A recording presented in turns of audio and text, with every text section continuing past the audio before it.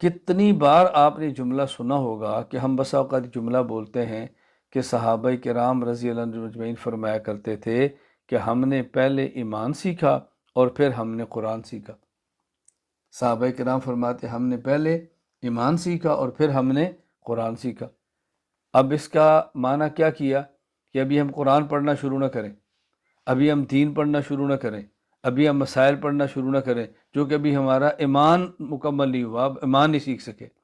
اس کا مطلب سمجھ لیں، آج اگر کوئی شخص غیر مسلم ہمارے پاس آئے اور وہ کہے کہ میں مسلمان ہونا چاہتا ہوں، میں ایمان لینا چاہتا ہوں، ہم اس کو یہ نہیں کہیں گے کہ تم قرآن کریم پڑھو، تم یہ قرآنی قاعدہ پڑھو، تم یہ تجوید پڑھو، تم اپنے مخارج ٹھیک کرو۔ جی آپ ایمان قبول کرنا چاہتے ہیں، جی آپ پڑھو لا الہ الا اللہ محمد الرسول اللہ صلی اللہ علیہ وسلم۔ آپ پڑھو آمنت باللہ وملائکتہ وکتبہ ورسلہ والیوم الآخر والقدر خیرہ وشرہ من اللہ تعالی والبعث بعد الموت۔ آپ مومن ہو گئے۔ اچھا جی اب میں کیا پڑھوں؟ اب آپ قرآن پڑھو۔ اب وہ جب یہ جو نو مسلم ہے کل کسی اور کو کہے گا کہ جب میں مسلمان ہوا تو میں نے پہلے ایمان سیکھا اور میں نے پھر قرآن سیکھا۔ اب میں نے پہلے ایمان سیکھا کا معنی کیا تھا کہ میں نے ایمانیات کو مانا، پھر میں نے قرآن پڑھنا شروع کیا۔ یہی بات صحابہ کرام فرما رہے کہ ہم نے پہلے ایمان سیکھا اور پھر ہم نے قرآن سیکھا، یعنی ہم نے ایمانیات کو سیکھ لیا، اب قرآن پڑھنا شروع کر دیا۔ ہم نے اس جملے کا مفہوم کیا نکالا کہ ہم قرآن نہیں پڑھیں گے کیونکہ ابھی ہم نے ایمان سیکھا نہیں، ہم مسائل نہیں پڑھیں گے کیوں؟ ابھی ہم نے قرآن سیکھا نہیں، ہم دین نہیں پڑھیں گے کیوں؟ ابھی ہم نے ایمان سیکھا نہیں ہے، ابھی ہمارا ایمان بنا نہیں ہے۔ یہ غلط، یہ نقصانات کیوں ہو رہے ہیں؟ ایک بنیادی جملہ سمجھ نہیں آیا کہ ایمان سے مراد کیفیت ہے یا ایمان سے مراد کمیت ہے۔ باتیں سمجھیں۔ اسی طرح اس کو نہ سمجھنے کا نقصان کیا ہوا؟ قرآن کریم میں ہے فَإِنْ آمَنُوا بِمِثْلِ مَا آمَنْتُمْ بِهِ فَقَدِ اهْتَدَوْا وَإِنْ تَوَلَّوْا فَإِنَّمَا هُمْ فِي شِقَاقٍ فَسَيَكْفِيكَهُمُ اللَّهُ وَهُوَ السَّمِيعُ الْعَلِيمُ۔ قرآن کریم نے صاف لفظوں میں اعلان کیا کہ یہ جو کافر ہیں یہ ہدایت اس وقت لا سکتے ہیں جب ان کا ایمان صحابہ جیسا ہو، یعنی اگر کسی شخص کا ایمان صحابہ جیسا نہیں ہوگا تو اس کو ہدایت نہیں ملے گی۔ ہدایت تب ملے گی جب ایمان صحابہ جیسا ہوگا۔ اب دنیا میں کسی شخص سے سوال کرو جو مسلمان ہے اور جو دین کو سمجھنے کے دعوے کر رہا ہے، کسی سے پوچھو کیا اس دور میں صحابہ جیسا ایمان ہو سکتا ہے؟ تو ہر بندہ، میں نے جس سے بھی پوچھا اس نے یہی کہا جی نہیں۔ میں نے کہا جب ایمان صحابہ جیسا ہو ہی نہیں سکتا تو قرآن تو کہہ رہا تمہیں ہدایت تب ملے گی جب صحابہ جیسا ایمان ہوگا، تو اس کا معنی کہ قرآن کریم ایک ایسی بات پر عمل کرنے کا حکم دے رہا ہے جو بندے کے اختیار میں نہیں۔ یہ کیسے ممکن ہے؟ یہ کیسے ممکن ہے کہ قرآن ایک ایسی بات کا حکم دے، اللہ ایک ایسی بات کا حکم دے جو بندے کے اختیار میں نہ ہو؟ اگر صحابہ جیسا ایمان ممکن ہی نہیں ہے تو اللہ کیوں فرماتے ہیں کہ ہدایت تب ملے گی جب ایمان صحابہ جیسا ہوگا؟ میں جس سے پوچھتا ہوں وہ یہی بات کہتے ہیں۔ کیا کہتے ہیں؟ دو باتیں۔ ہاں بھائی صحابہ جیسا ایمان ہوگا تو ہدایت ملے گی، جی ہاں۔ صحابہ جیسا ایمان ممکن ہے، جی نہیں۔ تو جب صحابہ جیسا ایمان ممکن ہی نہیں تو اللہ کیوں فرما رہے ہیں صحابہ جیسا ایمان ہوگا تو پھر ہدایت ملے گی؟ یہ غلط فہمی کیوں پیدا ہوئی؟ ایمان نام تھا عقائد کا، ایمان نام تھا ایمانیات کا، ہم نے ایمان نام سمجھ لیا کیفیات کا۔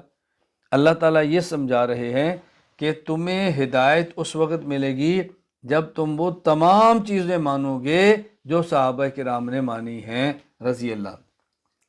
جب تم اس تمام چیزیں مانو گے جو صحابہ کرام نے مانی ہے، فَإِنْ آمَنُوا بِمِثْلِ مَا آمَنْتُمْ بِهِ فَقَدِ اهْتَدَوْا۔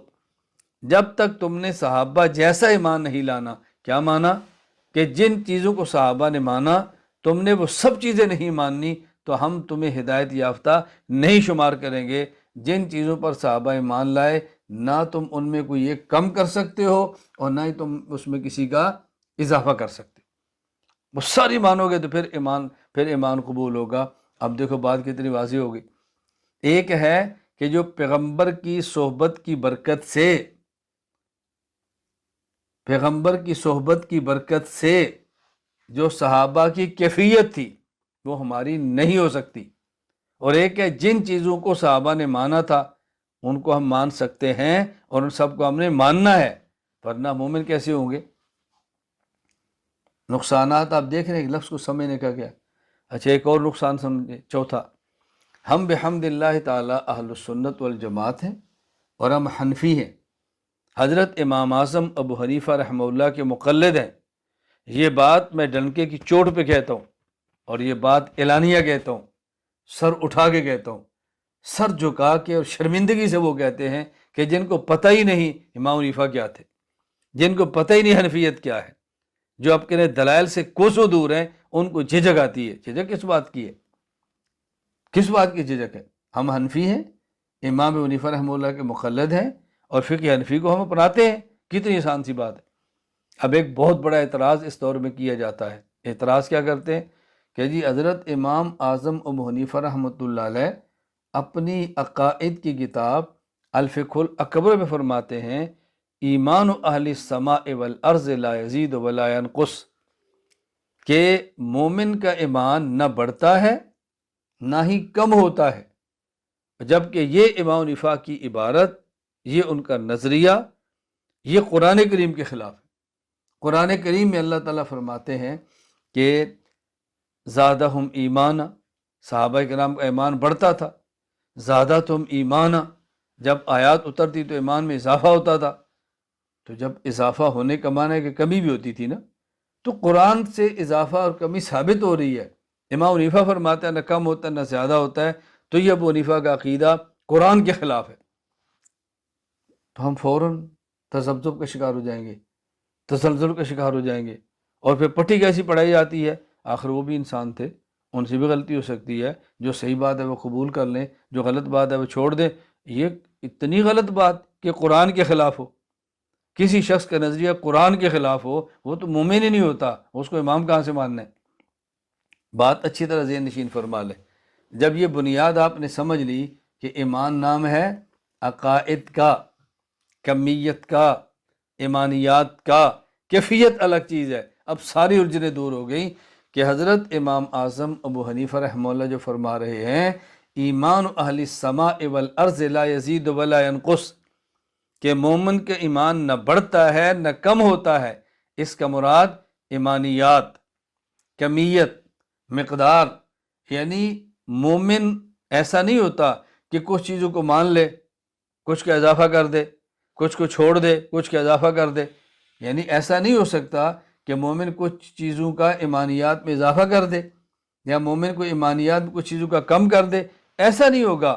مومن ہونے کے لیے تمام ایمانیات کو ماننا ضروری ہے، کسی ایک کی نہ کمی ہو سکتی ہے نہ کسی ایک کا اضافہ ہو سکتا ہے۔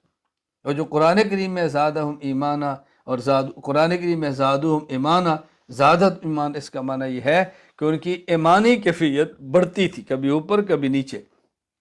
تو جہاں قرآن کریم بڑھنے کی بات کرتا ہے وہ ایمان کی کیفیت ہے۔ جو امام حنیفہ فرماتے ہیں ایمان نہ بڑھتا ہے نہ کم ہوتا ہے، اس مراد ایمان کی کمیت، مقدار، ایمانیات ہے۔ اب کیا اشکال ہے؟ اور یہ صحابہ کرام میں تھا۔ حضرت صدیق اکبر رضی اللہ تعالیٰ عنہ حضرت حنظلہ کو ملے اور فرمایا کہ حضرت حنظلہ کہنے لگے نافق حنظلہ، ابو بکر میں تو منافق ہو گیا۔ کہا کیسے؟ کہا رسول اللہ صلی اللہ علیہ وسلم مجلس میں ہوں کیفیت اور ہے، گھر آتا ہوں کیفیت اور ہے۔ صدیق اکبر نے فرمایا یہ حالت تو میری بھی ہے۔ اللہ کے نبی خدمت میں گئے تو رسول اللہ صلی اللہ علیہ وسلم سے پوچھا تو انہوں نے فرمایا کہ دیکھو جو ایمانی کیفیت تمہاری میرے پاس ہے، یہی کیفیت بیوی بچوں کے پاس اور بازار میں ہو، تو پھر تو تمہارا ایمان صحابہ جیسا ہو گیا۔ کیوں؟ کیا مطلب؟ صحابہ کرام تم سے مصافحہ کریں گے، یعنی تمہارا ایمان تو پھر صحابہ کی طرح، تمہارا ایمان تو فرشتوں کی طرح ہو گیا۔ اللہ کے نبی فرما رہے ہیں اگر یہی کیفیت ہو، جو تمہاری کیفیت میری مجلس میں ہے، یہی کیفیت گھر ہو، یہی بچوں کے پاس ہو، یہی کیفیت تمہاری بازار میں ہو، تو پھر کیا ہوگا؟ تمہارا ایمان تو سمجھو کہ پھر فرشتوں کی طرح ہو گیا نا، کیونکہ فرشتے کا ایمان ایک جگہ پہ ہے، نہ اس کیفیت اوپر جاتی ہے نہ نیچے۔ پیغمبر کیفیات میں مسلسل اضافہ ہوتا ہے، اور عام امتی کیفیت کبھی اوپر کبھی نیچے۔ ابھی دیکھیں ہم یہاں بیٹھے ہیں تو کیفیت اور ہوگی، یہاں بیٹھے ہیں تو کیفیت اور ہوگی، اور جب کسی گندے ماحول میں جائیں گے کیفیت اور ہوگی۔ اچھے ماحول میں کیفیت اچھی ہوتی ہے، گندے ماحول میں کیفیت گندی ہو جاتی ہے۔ بات اچھی طرح سمجھ لیں تو ایمان کے بارے میں یہ نقطۂ نظر میں واضح کرنا چاہتا ہوں، ایمان نام ہے عقائد کا، عقائد سیاح کو اختیار کرنا اور عقائد فاسدہ کو ترک کرنا۔ کیفیت کی بنیاد پر احکام فرض نہیں ہوتے، کمیت کی بنیاد پہ احکام فرض ہوتے ہیں۔ یا ایہا الذین آمنوا ادخلوا فی السلم کافہ، ایمان لے آئے جی، فرمایا اب اسلام قبول کرو، مکمل اسلام میں داخل ہو۔ کوئی شخص یہ نہیں کہہ سکتا کہ میں فلاں حکم مانتا ہوں فلاں نہیں مانتا، فلاں مانتا ہوں فلاں نہیں مانتا، کوئی نہیں کہہ سکتا۔ ہاں یہ ہو سکتا ہے مجھ سے فلاں عمل ہو رہا ہے فلاں نہیں ہو رہا، اعتراف کرے بھی میں فاسق ہوں، میں گناہ گار ہوں، مجھ سے عمل میں غلطی ہو رہی ہے، دعا کرے اللہ تعالیٰ مجھے مکمل اعمال کرنے کی توفیق عطا فرمائے۔